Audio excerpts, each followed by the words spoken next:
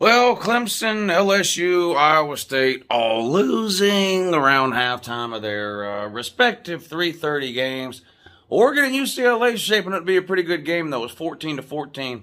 UCLA got up on them early. Oregon has come back and tied it up now. 28 seconds to go until halftime. UCLA is in a field goal position here, so they're at least going to get a field goal attempt, if not a touchdown or whatever, here to close out the half. But that's shaping up to be a pretty good game there. Can Clemson pull off the biggest upset of the day and beat Pitt? No, they can't. Clemson is horrible.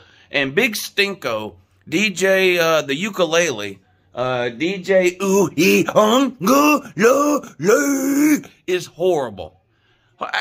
How bad must Clemson's backup quarterback situation be that they have stuck with this ukulele for this entire year?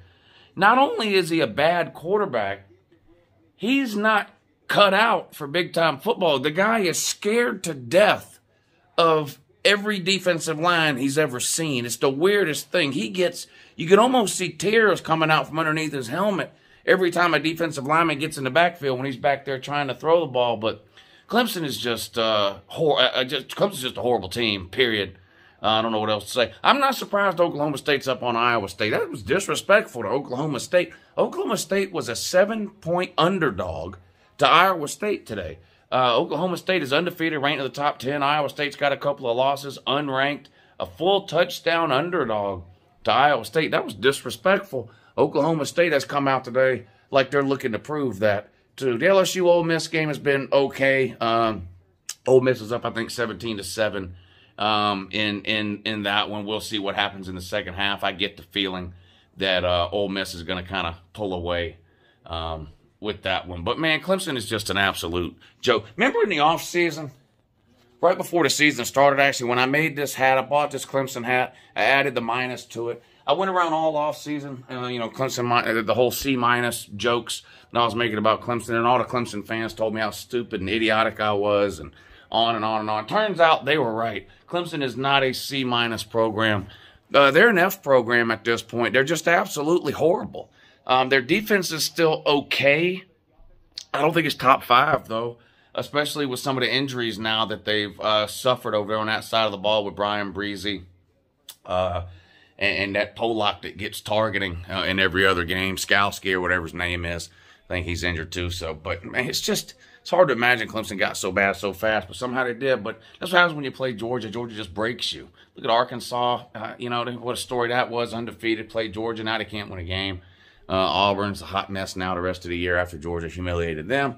We beat the absolute soul and will to live out of Kentucky last week, so no one's going to be surprised when the rest of their season doesn't turn out the way they hopes it will.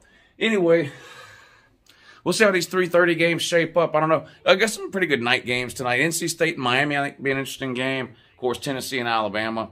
I think Alabama will roll in that game either way. They're going to roll more, though, if Joe Milton has to. I almost want Joe Milton to play quarterback just so I can see all the complaining and crying from the Tennessee fans about Joe Milton. Boy, they hate Joe. They can't stand Joe Milton. They didn't like Joe Milton before last week, and then Joe Milton came out and ran out of bounds on the last play of the game. Now they really can't stand him. They feel about like Joe Milton this year the way they felt about Jarrett Garantano last year. They've just seen enough of him, that Joe Milton, just like Jarrett Garandudu. So we'll see I don't know if Hendon Ho's healthy enough to play. Maybe they've announced it and I missed it. I don't know, but I kept hearing all week. These coaches won't tell you nothing. Day to day, we'll evaluate him and see. Game time decision. So I don't know. Hendon Ho or Joe Milton. It's not going to matter in the outcome of the game. It just will be funny if it's Joe Milton to listen to all the Tennessee fans cry about it for 3 hours during the game tonight. Ohio State and Indiana. I know we had some weird noon games where some favorites were really struggling before ended up winning. Oklahoma, Cincinnati, whoever else. I don't know. I have a feeling Ohio State's really going to roll Indiana tonight. I think they're a 21-point favorite. Probably can cover that, would be my guess. Did y'all see that, what was it, 8 overtimes or 9 overtime game? Illinois and Penn State? Hard to believe. How do you lose to Penn State? You lost to Illinois. I mean, we'll talk about this tomorrow in the Your Season Is Over video. How do you lose to Illinois, man? I swear I don't get it.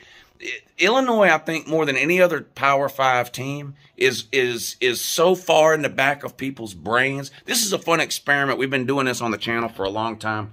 Walk up to any average, random college football fan on the street.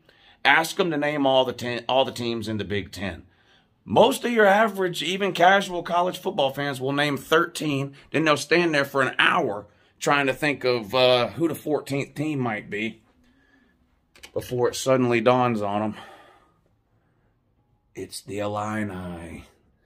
It's just, people just forget they even exist.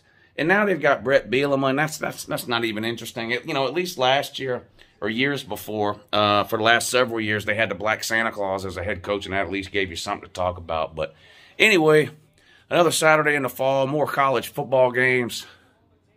Can't ask for much more than that. Unless you're Penn State. Could ask for a win.